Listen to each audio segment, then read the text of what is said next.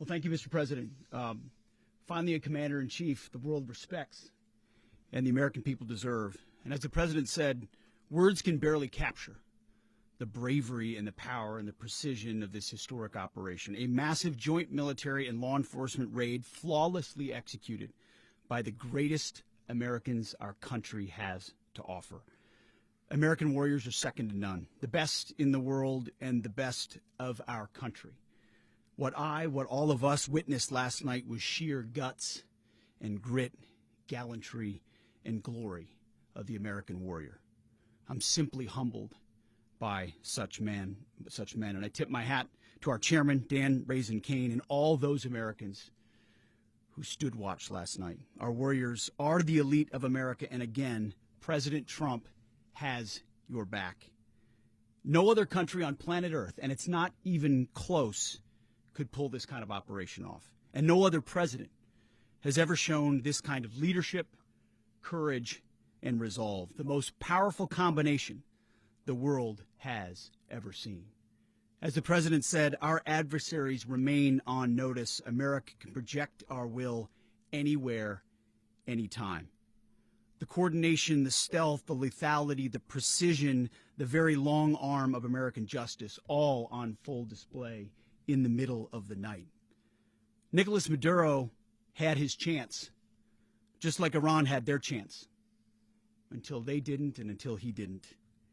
He effed around and he found out. President Trump is deadly serious about stopping the flow of gangs and violence to our country, deadly serious about stopping the flow of drugs and poison to our people, deadly serious about getting back the oil that was stolen from us, and deadly serious about reestablishing American deterrence and dominance in the Western Hemisphere. This is about the safety, security, freedom, and prosperity of the American people. This is America first. This is peace through strength. And the United States War Department is proud to help deliver it. Welcome to 2026.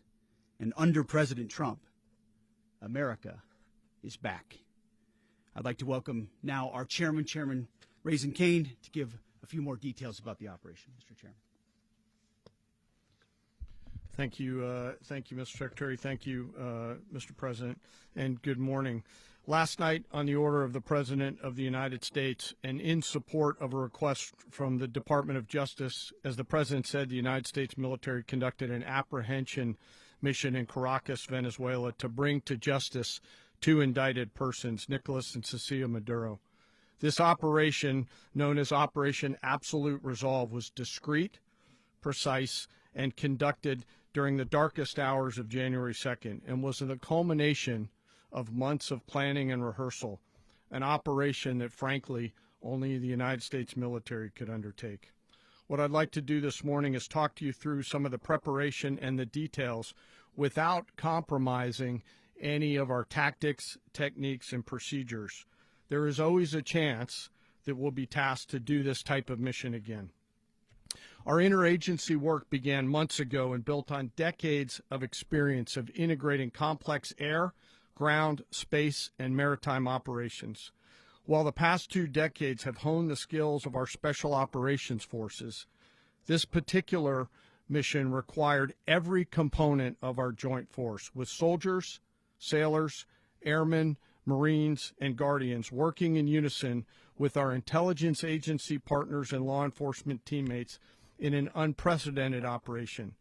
We leveraged our unmatched intelligence capabilities and our years of experience in hunting terrorists, and we could not have done this mission without the incredible work by various intelligence agencies, including the CIA, NSA, and NGA.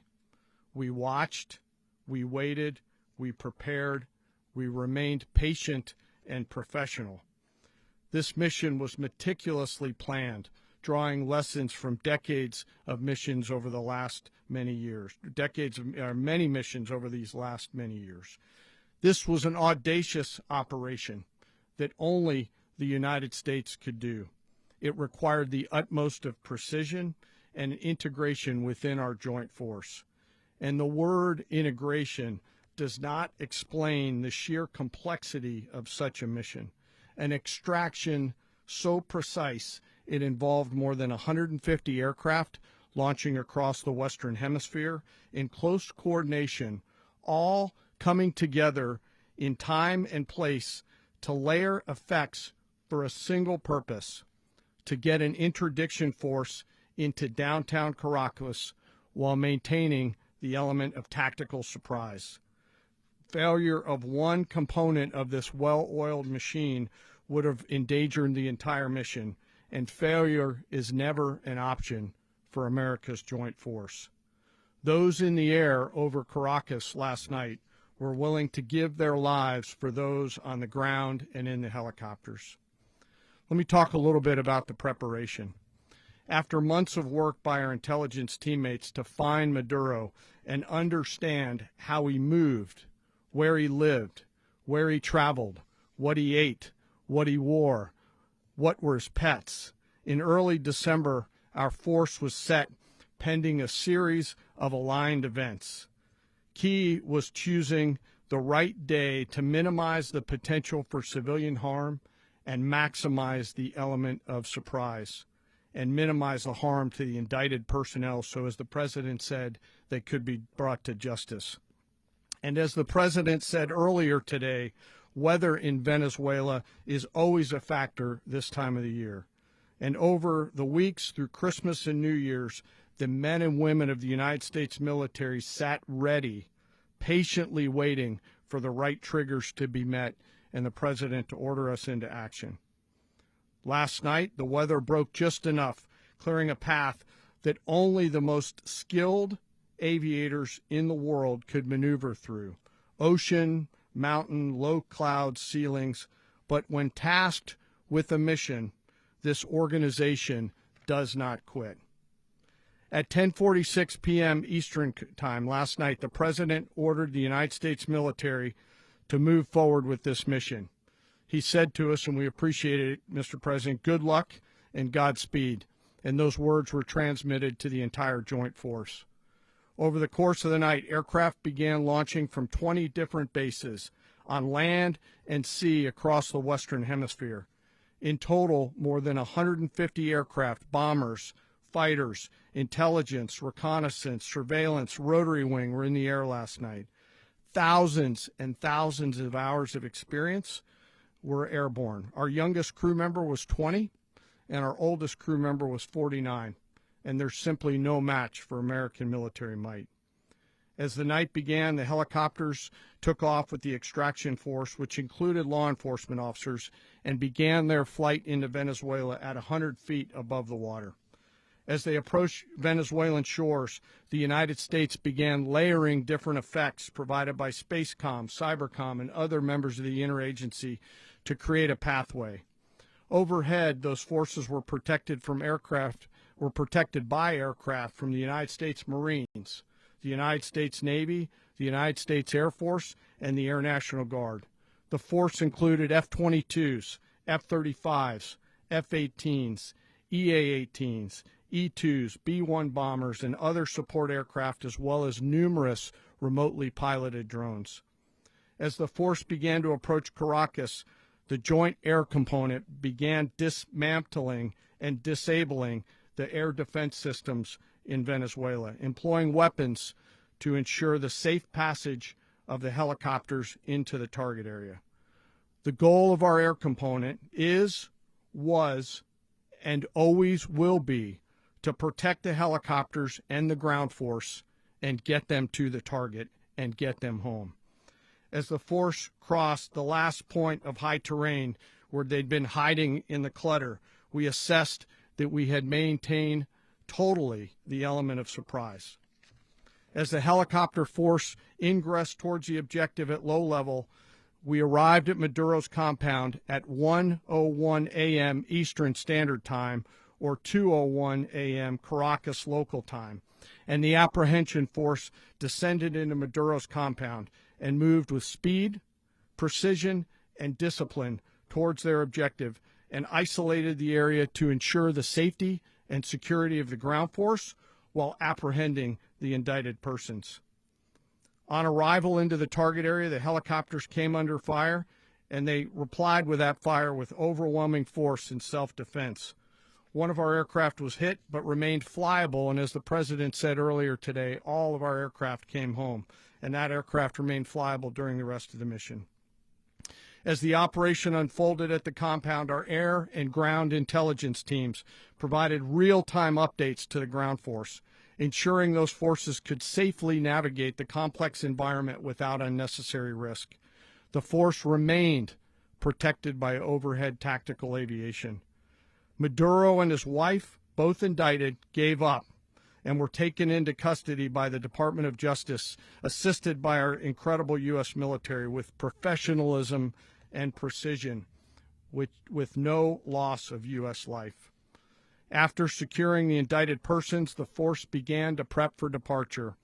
Helicopters were called in to exfiltrate the extraction force, while fighter aircraft and remotely piloted aircraft provided overhead coverage and suppressive fire. There were multiple self-defense engagements as the force began to withdraw out of Venezuela. The force successfully exfiltrated and returned to their afloat launch bases, and the force was over the water at 3:29 a.m. Eastern Standard Time with indicted persons on board, and both Maduro and his wife were embarked aboard the USS Iwo Jima. In closing, what we've witnessed today is a powerful demonstration of America's joint force. We think, we develop, we train, we rehearse, we debrief, we rehearse again and again, not to get it right, but to ensure that we cannot get it wrong. Our jobs are to integrate combat power so when the order comes, we can deliver overwhelming force at the time and the place of our choosing against any foe anywhere in the world. I am immensely proud today of our joint force and filled with gratitude to represent them here today. There is simply no mission too difficult for these incredible professionals and the families that stand by them and support them. As we stand here this morning, our forces remain in the region at a high state of readiness, prepared to project power, defend themselves, and our interests in the region. This operation is a testament to the dedication and unwavering commitment to justice and our resolve to hold accountable those who threaten peace and stability. In closing, I want to express my heartfelt gratitude to the brave men and women who executed this mission. Their courage and tireless commitment to our nation are what makes us strong. Thank you, Mr. Secretary, and thank you, Mr. President. Well, I don't have much to add to what you've heard now.